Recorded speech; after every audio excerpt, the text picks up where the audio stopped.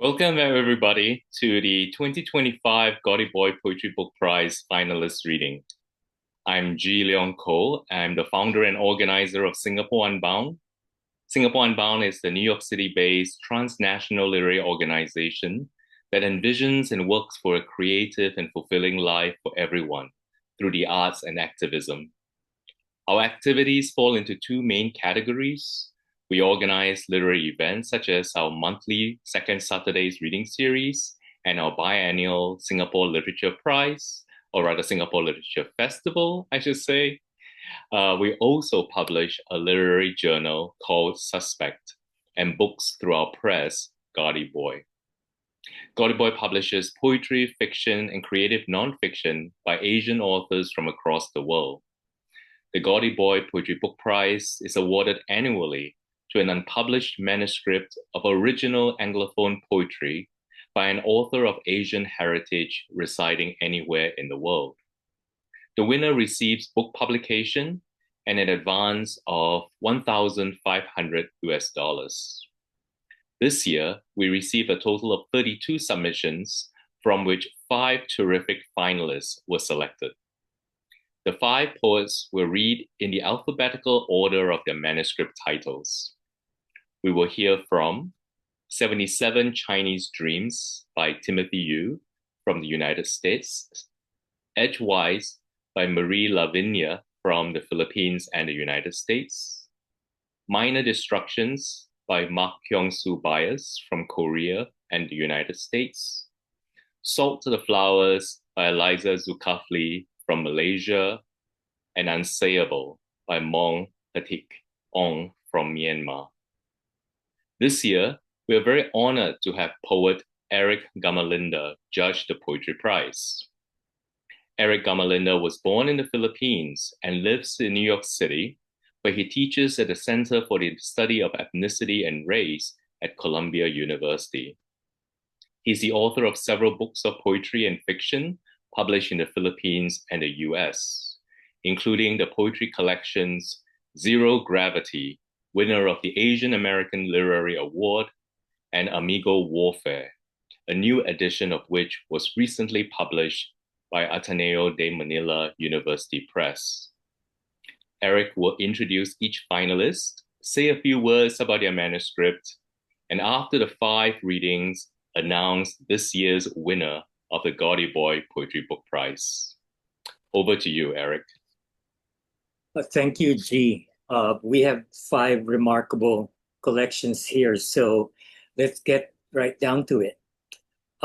First reader is Timothy Yu.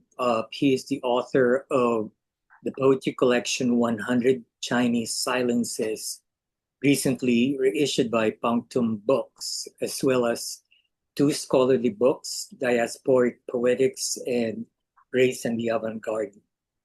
His work has appeared in Poetry, the New York Times Magazine, Fence, and the New Republic.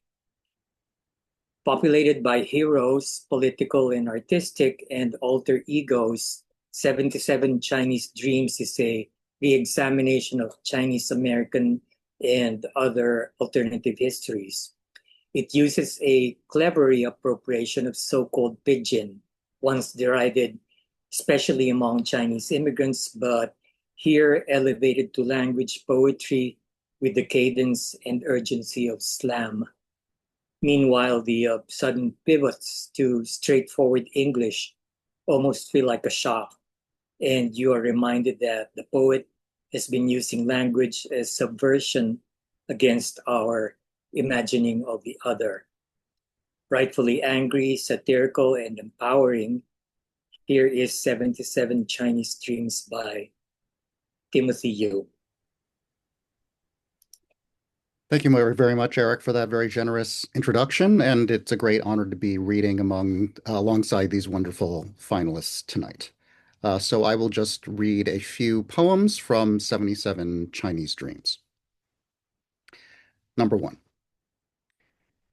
Timid Timothy read Cathay. Indiscrutable Timothy moped. I tuned his voice, a thing all pieced together. It was the silence that they violenced. They could do it. that made Tim quiet and dismay. But could he have called out defiance?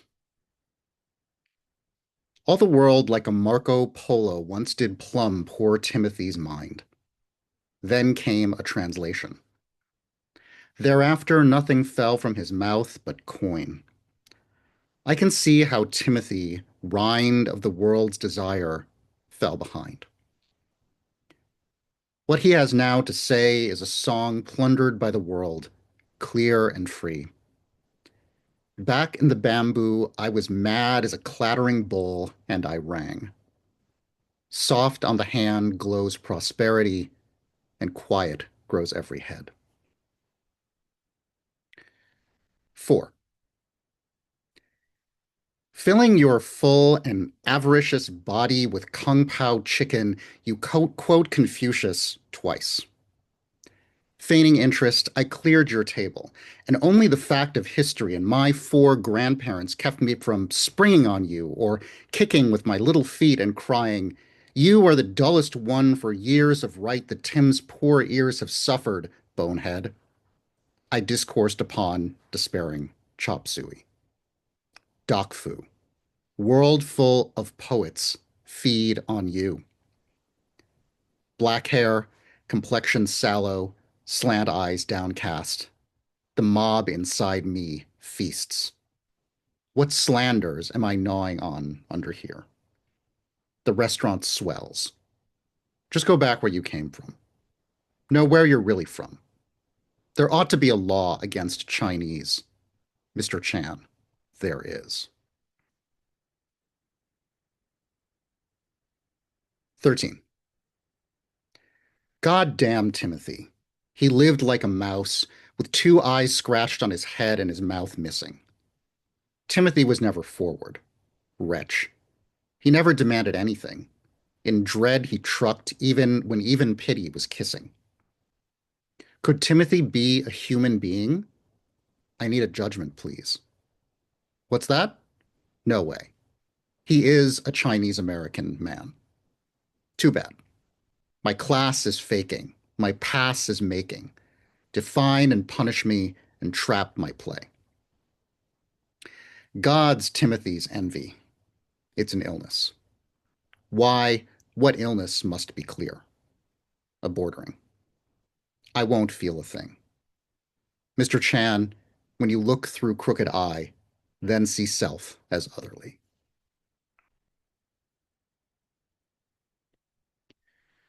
14. Race friends is boring. Everyone says so.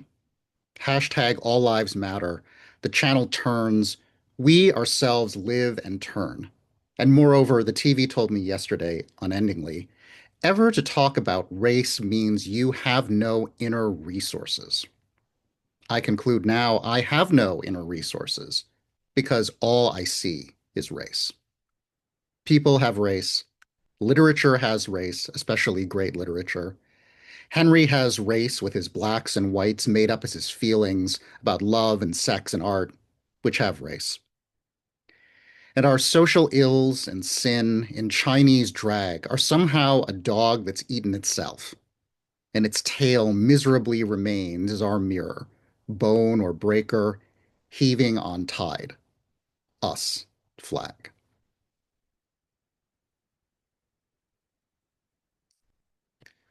39. Hello, Yellow Peril. You're always near. Too many, you said, we read to be told apart. We shrivel in the light, bare-ass Timothy packed away for plunder, so long. Our barred zones are no ingrates, coddling us with their hate from when we're born. Our hair is tufted off gently. From shooter to computer man, we never get tired. You're afraid, we're hit. You murder us with love. Wifey, lackey, since we never can invent the forms of our desire, or desire, unmake us. We will stay undressed, our sallow skin polished like a face. Animate lover, passing your testing, who have been born to test. Your horsehair engine runs. All look the same under the covers.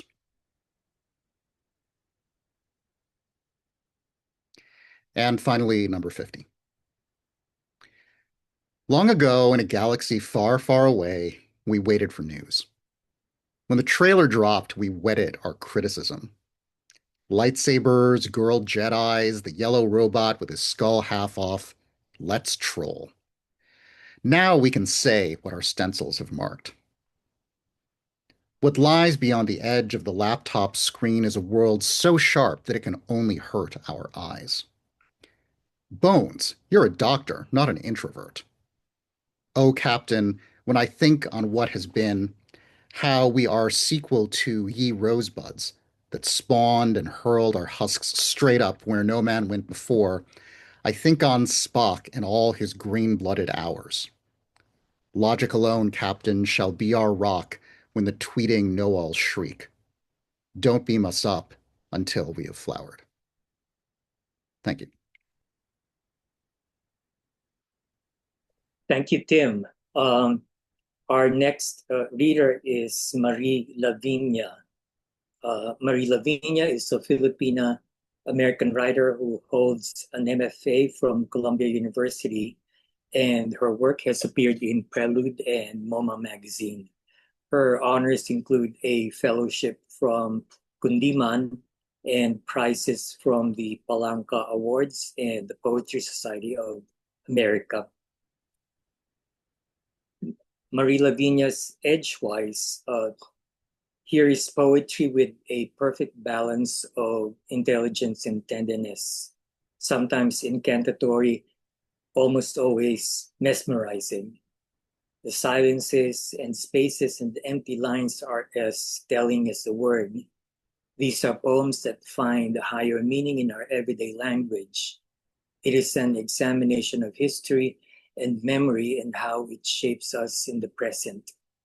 A spiritual autobiography, to quote one of the poems, so much so that the recurring eponymous poems feel confessional, inserted among ruminations on art and philosophy, not just by choice, but necessity, because we are inseparable from all that we learn and remember, all that we yearn for and grieve and celebrate. Here is Maria Laviña reading from Edgewise. Thank you for the lovely citation, Eric. Thank you, G, for having me. I'm honored to share my work alongside the other finalists. And I've selected several poems, beginning with this one, Attrition and Difference, which includes some language I found and some that came to me. Either it was or it wasn't an end. Was all it was an end? Or it wasn't striding silent downhill? Were her eyes moving in the same direction? Were his eyes a beginning? They were, or they weren't. Lip reading, light in a window, a leaf playing dead. If it wasn't beginning, it wasn't indifferent. I don't think the leaf is shivering. I think it is the wind. I don't think the leaf cares. I don't think the wind cares. I don't think they're musical. They don't cast a spell. They're not playing dead. The leaf doesn't vanish at night. The willow isn't haunted. I don't think it cares. I don't think they care. In different hours, self-repeating self, to turn a line, a lock, a log, a like, from memory to habit, is old school, like your mood, for the record, names patterns of capture, unveiling your maybe nevers, the hidden moods of a document, a single-use year to understand you have and have never been better. Do you turn toward a semblance of day, just a day to forget? To forget is also beautiful. These next three are called Edgewise and give their title to the collection. Edgewise, a word drifted off the page, out of a paragraph, as though out of a crowd, rising toward me, vivid as a face or the memory of a face, held up close to one's own without touching. Did it echo that first crisp, serifed word floating up from the murky illegible? A smile unfurled on a 5-year-old's lips through a broken code. A story could begin. Once a tribe of children lived on the second highest peak of a mountain. I had mountain, valley, river, city, story. Circadian, aurora, high noon, siesta, nightfall, the small hours, umaga.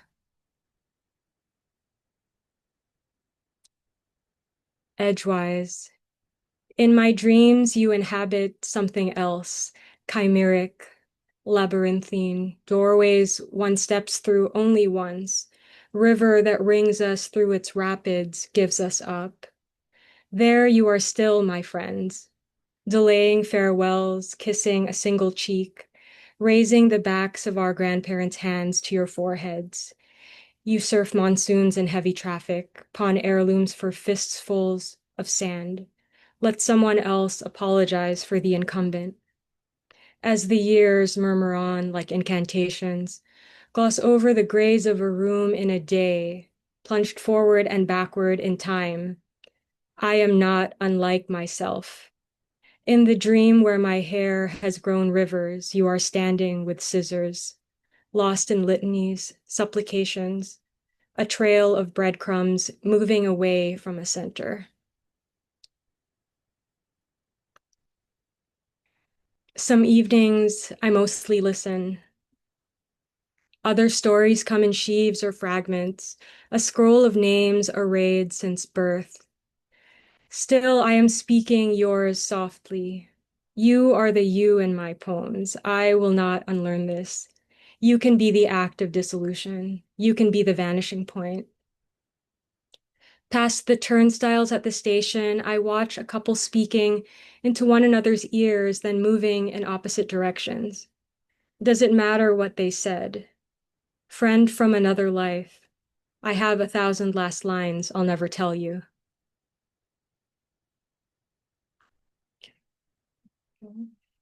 Hereafter. I sat on the sofa in your new apartment in another borough after all those months and years, having by then relinquished an idea of myself I'd held since childhood and taken 2 trains, 1 long transfer between them to be there, as in a kind of afterlife in which you could receive visitors. The sensation of sitting in your impression of a room when you close your eyes, sunlit. For a moment, it seemed there would be no more to the afterlife than this. On days we don't speak, I live on earth and weigh my actions on a scale of harm and good. Then nearing you, enter a realm in which nothing can be qualified, swayed, or undone. I am always headed there, where everything has already happened, yet curiously we've kept our human forms. It's true, I reneged on certain promises to rest my head occasionally on your pillow, to lie in your bed again late in the afternoon as pinpricks light the dark curtain. Here, the hinge from which my life swung open. And I have 3 more for you. Hair memoir. Lanugo from the womb, vestigial down, washed with no more tears, a bowl cut, Nana combed back and mom pixied, grew back unbrushed beneath a backwards baseball cap, to bruja, hija, loose in streams, through boys' fingers into a long dark decade thick as a paintbrush in his fist. This next excerpt is from one of a few places where I used found language in Edgewise. This is from around the time the tyrant Ferdinand Marcos Sr.'s body was interred in the Philippine Cemetery of Heroes in the first year of the Duterte administration. So a moment of intense dissonance. Erasures from the diary of Ferdinand Marcos. Life declared clinically hair-raising. August when I was blackwater to the boys floating from delirium, my body saying, revive me. April repeating war with only the world, convinced the Americans loomed large for their country. Desertions caused, desertions high. councils divided, held back with one hand. Deliver my accuser. One thing disturbs the evidence, a thin, deteriorating handle encloses my answer, a veneer. Right without sense cut through never and mangled the hands of men.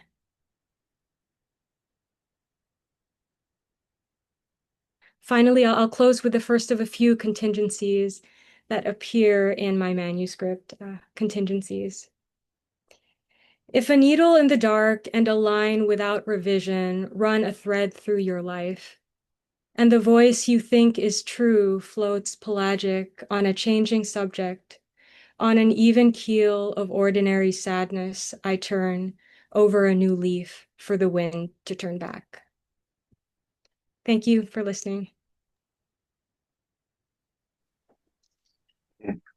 Di ko kasabot. Thank you, Marie. Our next reader is Mark Kyungsoo Bias, whose work appears in Agni, New England Review, Georgia Review, Narrative, the Adroit Journal, and other venues. He has received honors and awards from the Academy of American Poets, Red Loaf Writers Conference, King House, Kundiman, and holds an MFA from the University of Massachusetts Amherst. Minor Destructions by Mark Kyungsoo Bias. This is poetry as heightened sense of awareness of the smallness of our existence in time, yet also painfully aware that we can only live within that brief moment. And here lies this collection's magic and its triumph. In that sense of, it is that sense of being fully alive, poetry that makes you feel alive, that makes language feel alive. The poems somehow embrace you, welcoming you into a private world full of absence and longing, but also hope and the constant presence of those who had lived this life before us. Here is Mark Kyungsoo Bias reading from Minor Destructions. Thank you so much, Eric. And thank you, G, for having us here. It's an honor to be here with the other finalists, to be able to read alongside them.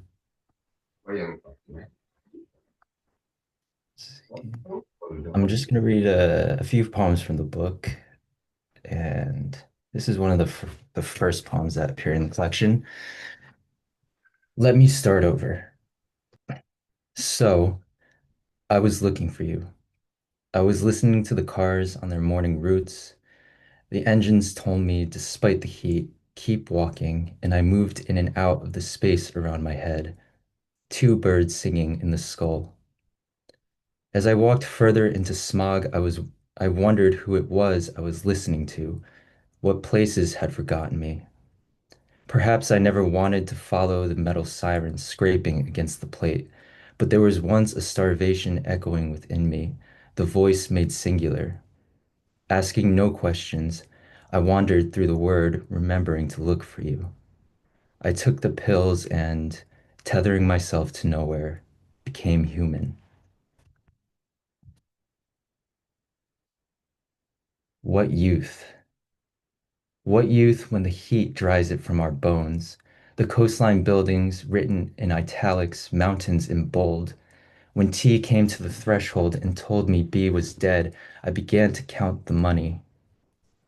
What youth when the days seem blurrier?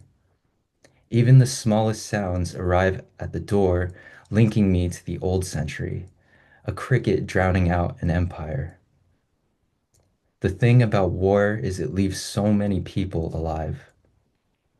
The red sun is a crater where the sky was blown out. Our future is bought with past money, where the books were burned but the language whispered back into the world. With his final poem, Hwang Hyun asks, "Would you die for this?" When B was lowered into the ground, there were no words. Still no words. I don't know why I was sent to America to feel someone leave. Dear Finder, I regret I wouldn't die for this. Don't we all see the hand of war write every landscape? Before be left home, I wrote, I'll remember you, and that's all there ever was.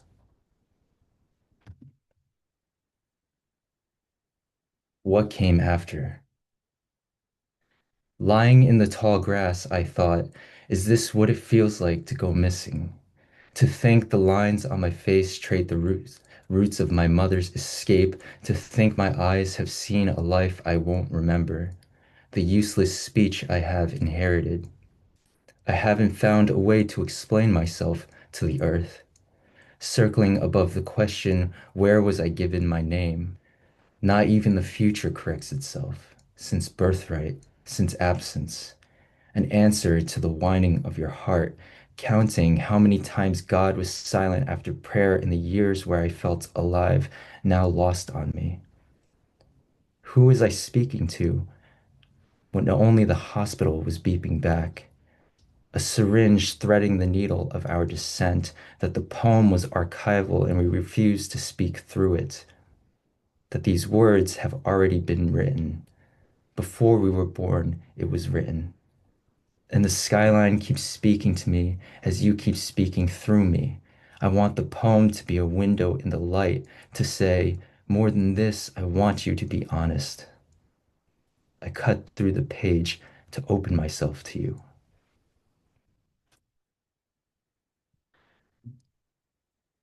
Something about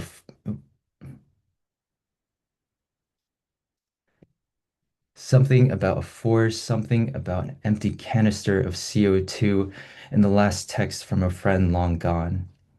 In the autumn of memory, you all come back to the power lines where D shot himself and turned the forest into a wind chime. I went to the roof and couldn't blame the music, only the dream of a destination from what sounds like hope, finally. To say, I need you here, or I dreamt you were no longer alive. Or I touch my face before the mirror to make sure it's still mine.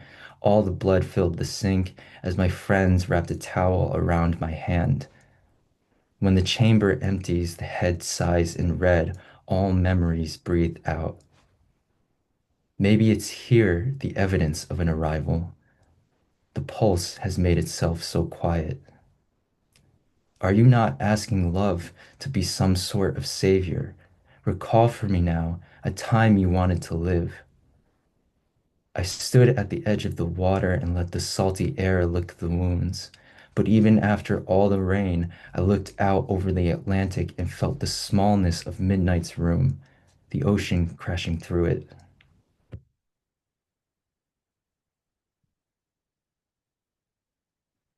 This next poem is the titular poem in the manuscript called Minor Destructions.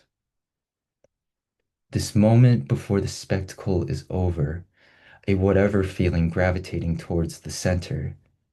What sense is there when the sky is roaring? Tonight, the moon shadowed by a jet, our hands still on the table, and somewhere in the wide night, something happens. What is it that you want to know about this story, about the season and its late accessories, the tear refracting light until you are an endless summer, obscurities in the angular drift of incoming rain? I believe I can make something of my life, make art. Your blood-warm cheek now warming my chest. Am I being selfish when I ask you not to die? Did anyone tell us pain would be so ordinary? I remember now a time when I faced abstraction with substances to allure another reason. Why am I here?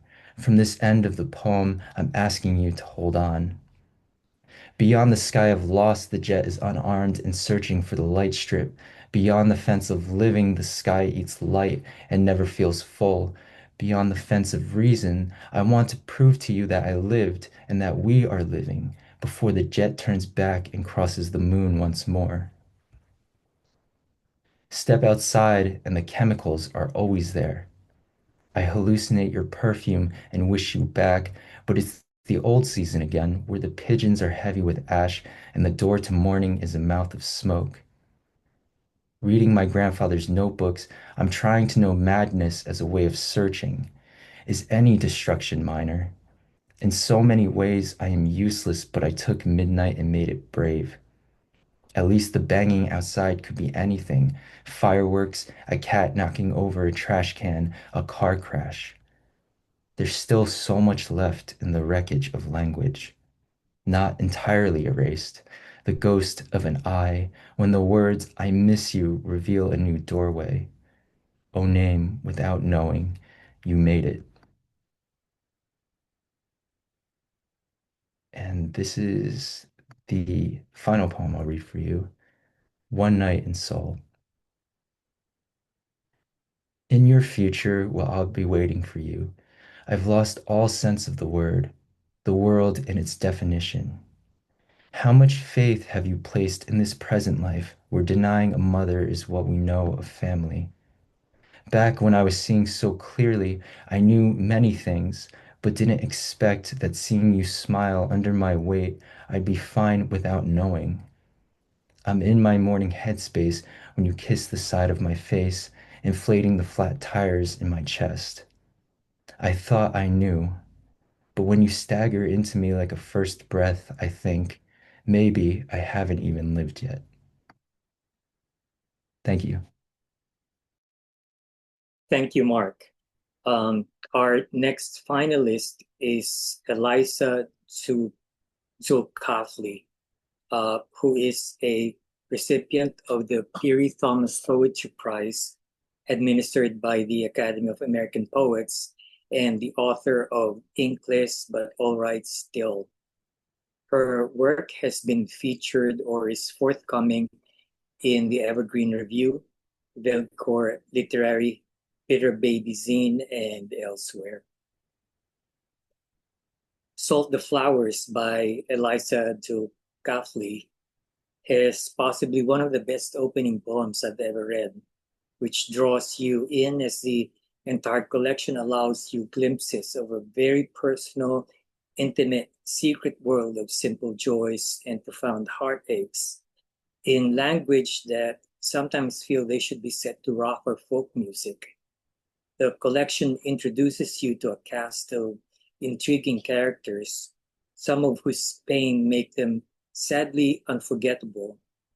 Mothers and cousins and the little girl not wanting to die, and Sweet Pete and Johnny, yes, you remember their names, who are so presented here with such stark clarity you miss them as much as the author does. Here is Eliza Zulkifli reading from Salt the Flowers. Thank you, Eric. And of course, thank you, G.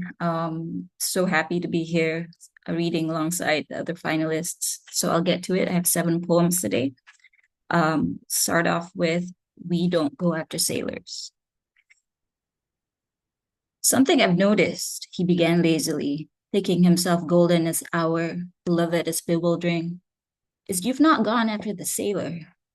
We looked at him laying there at abhorrent angles, thinking himself a paragon of nauseatingly pedestrian virtue, the darling paint sprayer, foxgloves, and brassy fish, loose veins packed with mud, tar, a reverence for women he could not have, and wished someone would barrel through the room and take a metal bat to his knees. He had stumbled his way here again, made a beeline for the fringes of the city after seeing God in an osprey wintering in the south. He had declared a truce at the door before someone, Angela, yelled at him to shut up. But the problem with us is we've never had the heart to tell him to leave. We'd ready kitchen knives and metal bats and dried bouquets and homilies, but never used them. We'd practiced erasing his catastrophes, but never removed them. I thought you loved sailors, he slurred, his words twinkling, dissipating above our unkind thoughts about brutalized knees and how, if we dig deep, our shame is no different or better than his. I thought you, every last rotten one of you, were better than this. Your cathedral pictures. I saw your pictures of the cathedral today, the same day I splintered my mother's heart again, but this time with a pinprick, not a sledgehammer, because she's been tired enough lately. And I went hunting for a shoebox buried on the foamy border of wake and grief, keeping safe, keeping forgotten the cloudy snapshots and gecko-necked bottle openers, the mosaic ashtrays and other bright bric-a-brac from temperate days that did exist, albeit hazily now. And the little left of the imagination in this evening's, your late morning sober gaze found the same windows you looked out of, spilling the same emeralds and wine, coaxing the same warmth out of your breath as they did mine back when my mother never thought it possible I would pain her this way. And least of all today, a sinking of her new sun, a blotting out of the old. I saw your cathedral pictures and remembered the chill on those wet stones and outside the smell of frying dough and drying piss. The goading of my mother out east for tokens of remembrance so I wouldn't regret so often when I got older. But today, an apology has never stood quite so far away. Past the rusting gates, shrieking, come home to your old bed. Past the thickening lines across her blushing face. The pinprick of a cathedral spire in the distant sky perforated my mother from spine to eye as she grated tongue against teeth against my insults to grace. But mother, my head is all pictures now of a less hallowed place. There come only blue flowers. You're no child, no romantic, she hollered from the room around the bend, 9 steps away on a better day. I imagine her mouth in there beginning to froth, in there on the verge of an old tempest, spitting salt on salt onto the rug she never felt one way or another for. So we never cut the tag off, so we never called it final or fitting or ours. I imagined too yesterday, a sweet white sweep of dry grass up to the knee, blue-stained flowers light as early spring pea, a banal end of dream breeze existing in the space of these 9 steps, last taken so far back the wind clawed its retreat to the point where nothing meets. You've got no delightful thing left, she shouted, voice at once harder and breaking, shaking every book spine and browning leaf left to die in that hot, hot room we never had plans for. So we never fixed the floorboards, so we never stood inside with the weight of what we were or what should be. There was a time we knelt for each other, built altars at the feet of clandestine deliriums, filed down the world's fangs at the break of night. But lately, try as we might, there come only blue flowers and wilting zephyrs. The maw of our earth cracks open, waiting for the vapors of new tumult to sweeten the deal. And 9 steps at this hour is a surefire way to even the keel.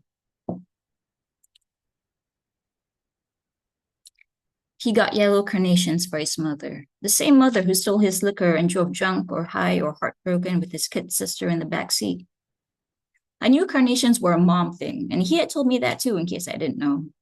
But what I didn't know then was what the yellow ones meant, and now that I do, I wonder if he did. A lot of years later, he told me things were still the same with his father and that this was unlikely to change, but he had moved his sister out east, and that was all that mattered. I've got a girl now. She's good to me. She's nothing like you. You'd like her. I suspect he won't get flowers or a drink or an apology when his father dies next. I wonder if his girl has told him about yellow carnations yet. Because we love you. Leave the books behind and milk, salted peas, step stool too, the hair in the drain catch and around your toe, sponges, spoons, knotted bags bloated with old fruit. I will find need for them. She told no one and everyone that one shimmering Friday we showed up with tape and boxes, ready to pack up all her world's luster. And when we find a bend beyond her reach, douse onto the street all that waning glimmer. It's our small way of making sure this place remembers the best of her when they come to whisk her off in an unmarked car, telling her, it'll be all right, everything's all right, we're here to help. Ma'am, we will use restraints to keep you safe. Ma'am, they called us because they love you. The son of duress. I don't know how Johnny died, but I know he died indiscreetly. And for that reason, I wanted to die, another being he wouldn't miss me. Johnny called me, a rude 3 a.m. ring, to say he had blood on his teeth and he was self-medicating. He said, come with me, I'm leaving for the ocean floor. I told him, call me tomorrow and quit being an asshole. And of course, the next day, they couldn't find Johnny anymore. I told his father after he was gone that maybe the madness wasn't all that bad. Spun some hollow story about bruised shins being a testament to glory if you had enough imagination. Johnny would come banging on the door, splintery veined and cheekbones cut proudly open. The very picture of the son of duress, up to his throat in loneliness, like my father, he once said to me. I still don't know how Johnny died, but I need to believe he went off on his own, so it could only mean it was a long time coming. It was one of those rare nights he lost a fight, I want to believe. Must have slipped away euphoric with a torn lip, knuckles swollen from getting caught off guard by a broke boy, and walking it off, made his way to the quietest pier to toast an old lighthouse in a dream. We may never find him in this lifetime, maybe for the best, but I hope when the earth dried him up, God didn't mistake him for nobody else. And last Wednesday, come down on your knees and read this with the whole of your hands, the desolation descending on your flower bed, starting to flush in the heat of this rare season. Bore your way towards the bottom until flesh becomes loam and the bulbs nip at your fingers, begging to let them grow. Between the bone meal and mulch coming loose in your palms, a cloying warmth murmured in the tongue of broken earth. A thick, sleepy lick across the back of your wrists and flicking, going round and round until the stench of dampness sinks into skin. And here, you delicately begin to think of how far the shoreline retreats this time of year.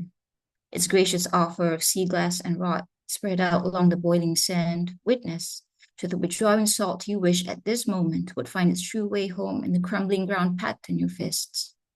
And you wring the brine out the solemn water over what should one day be your flowers, the ones you could learn to love, but not keep. Thank you. Thank you, Eliza. Our next finalist is Mong Teki Ong, a Burmese-based poet and literary translator. His poems and translations have appeared in the Portside Review, Wasa Fiery, the Thames Review, Mekong Review, Consequence, and are forthcoming in Suspect.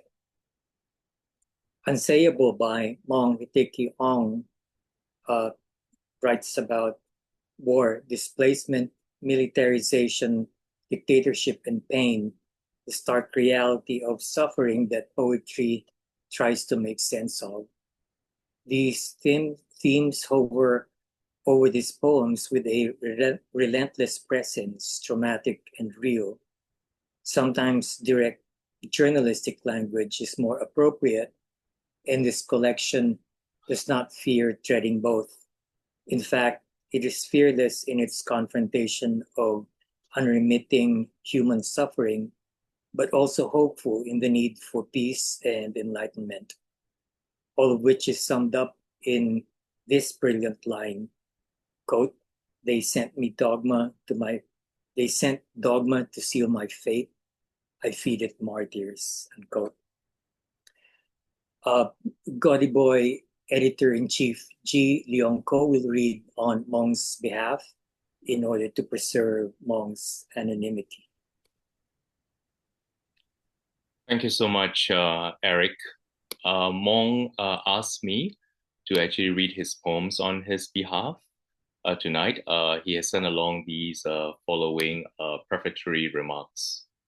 Thank you, Gaudy Boy. I feel truly honored to be among the 5 finalists for the Gaudy Boy Poetry Book Prize.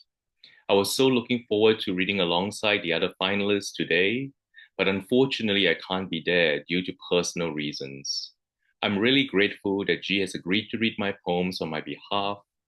My collection was born from the ongoing terror and trauma in Myanmar.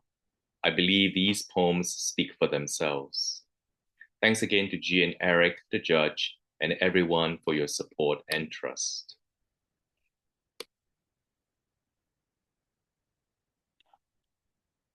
Today's offering.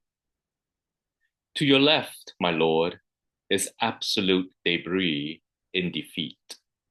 To your right, leftover bodies waiting for names. If you go past all the ruins and cracks in the swollen streets, you will see people sit, say silent prayers, shoulders shaking. In a shanty town in shambles, a day's thirst, buckets waiting. Mothers place dead children in their laps. Fathers drink their own tears.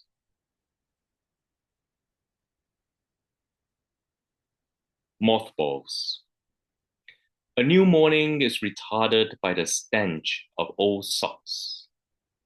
A hawker rides her rusty bicycle slowly, the same time every morning.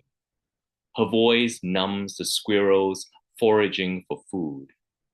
At times we buy boiled chickpeas from her. Naan bread becomes sacred now. Good morning to my wife is my unending ritual. There are days we simply say it without the adjective. Bombs mute the night and murder our breakfast. Blackouts bring us together. Inflation us closer. We grow a deep conversation. Often it gets deeper and vertigo dreads us. Oh, four parents, you are gone, but the cooperative stores of your days have come back to life.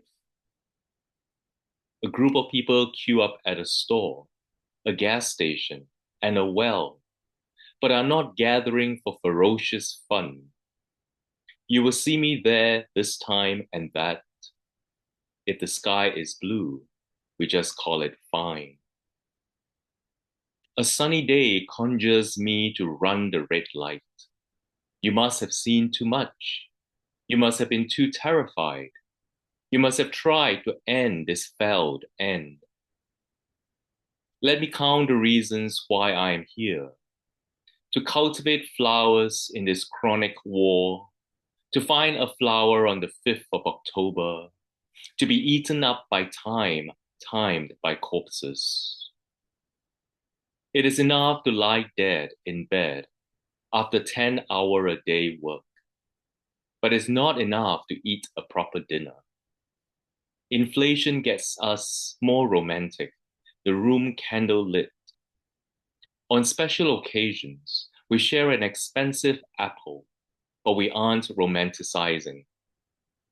As if the world was swallowed by an unborn whale, the dark thickens. We get into each other's day till nothing is left to get rid of. In the middle of the night, you might see me burying human things in pages, or teeth grinding them on the periphery of sleep.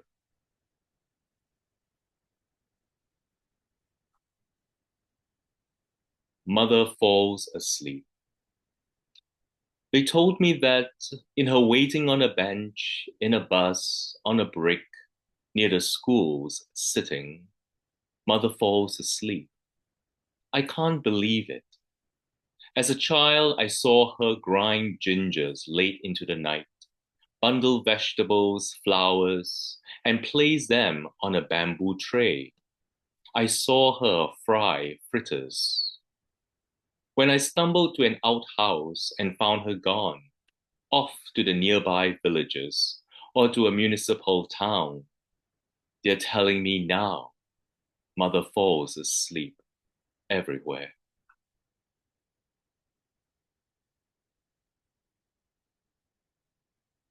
Portrait of my mother in the morning.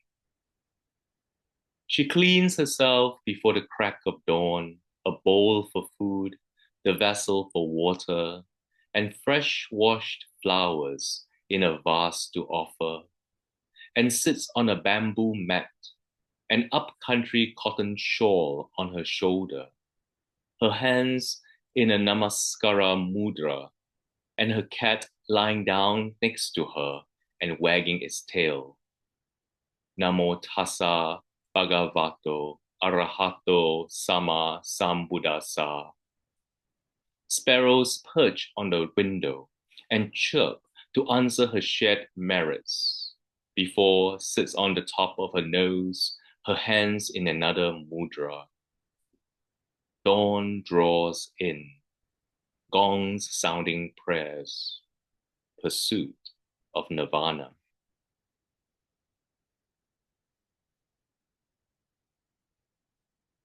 The Buddha at a store to buy milk.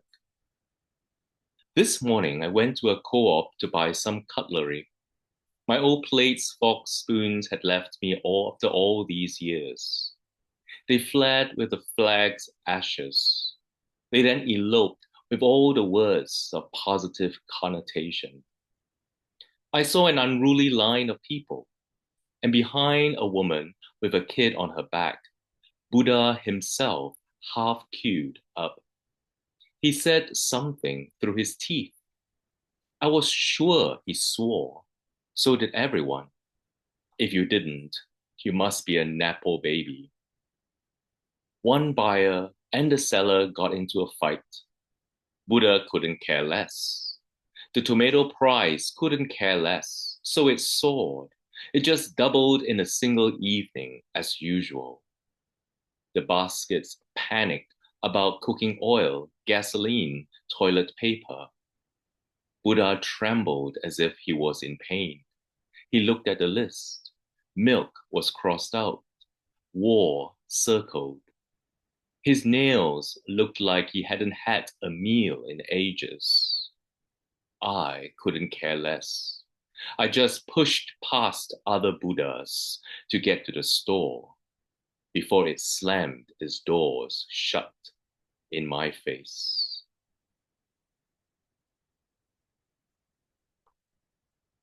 And this is the last poem. About my hometown. It is a descendant of a renowned monarch that was forced married to colonialism and left with a wedge at the center of its heart. A bronze statue glimmers in light. It is a farmer, and it is a nationalist, a communist, a radical, a conservative, a gutted store, a war-bound field. But it never fails to wear flowers behind its ears that are wetted. A pang in its chest, lost 4 parents to the cause of independence. It but never sobbed as a child. Now father is confined as he raised his fist in the air at the tea shop. It nurses mother crying and smiling at the same time. Sees Dayside at the door, a coffin tonguing its lids. She lifts her sarong, puts a flower behind her ears. Thank you.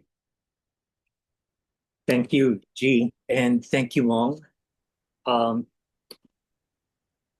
going a little off script here and just say that you guys gave me a hard time because I only had to choose one winner for this year's prize. This collection is haunting in its sorrow and splendor. The poem's the result of a keen awareness of mortality and the joy and peace that ultimately come from it. Here is language that is alive because it continues to surprise us who utter it, alive because we are full of suffering and love. And here is poetry that reminds us that we are not the only ones broken, not the only ones about to be healed. We seek meaning and beauty in how we define ourselves in love, family, country, the world. Indeed, these poems point us past all our sorrow and towards that elusive beauty, and it is there if we want it. These poems have duende and are nothing short of transcendent. The winner of the 2025 Gaudy Boy Poetry Book Prize is Minor Destructions by Mark Kyungsoo Bias. We will now invite Mark to say a few words. Thank you so much. I actually wasn't expecting this, so I don't have any words prepared. Just thank you, Eric and G, for believing in the manuscript. Thank you to the fellow finalists. I admire your work and I'm inspired by your work. And it's actually crazy that I even get to share this space with you. And thank you for the team at Gaudy Boy, even the unsung hero, Kimberly, in the background, displaying our poems. And yeah, this is amazing. The manuscript has been 8 years in the making, and it feels surreal that it finally landed and found a home. Thank you, everyone, for being here and listening. Congratulations, Mark, for winning the 2025 Gaudy Boy Poetry Book Prize. We really, really look forward to working closely with you to putting out a book next year that we all can be very, very proud of. And also big thanks to you, Eric Gamalinda, for judging this year's Gaudy Boy Poetry Book Prize. As you said, it was not easy at all a task to actually, judge these 5 finalists. We were all so impressed by all 5 manuscripts.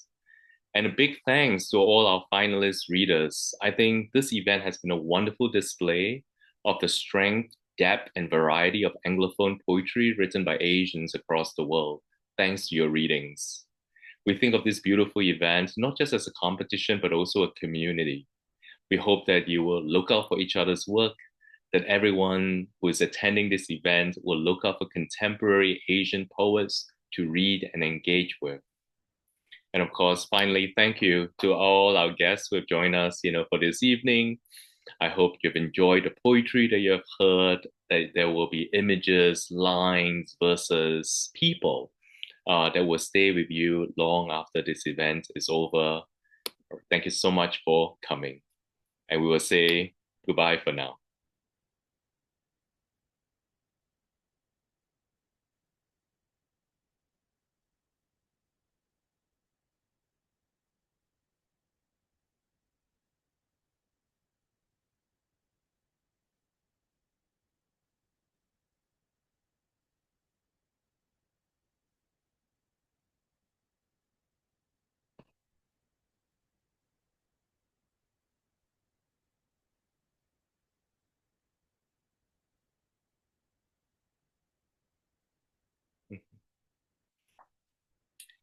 Yeah. Thank you, everybody. I will be in touch, with the finalists, to thank you more properly via email in early next week. But this has really been a really beautiful, beautiful event. Thank you so much for being a part of it. Yeah. Thank you. Thank you, G. Congratulations, Mark. Congratulations. Thank you so much. Thank you. Yeah, I'm keeping it open a little bit because people seem to be typing in the chat too. So, words of encouragement and congratulations. So, yeah, congratulations, Mark. And Thank you so much. yeah, all right, then I'll be in touch again. All right. Good night, everybody. All right, all good morning. Bye. Bye for now.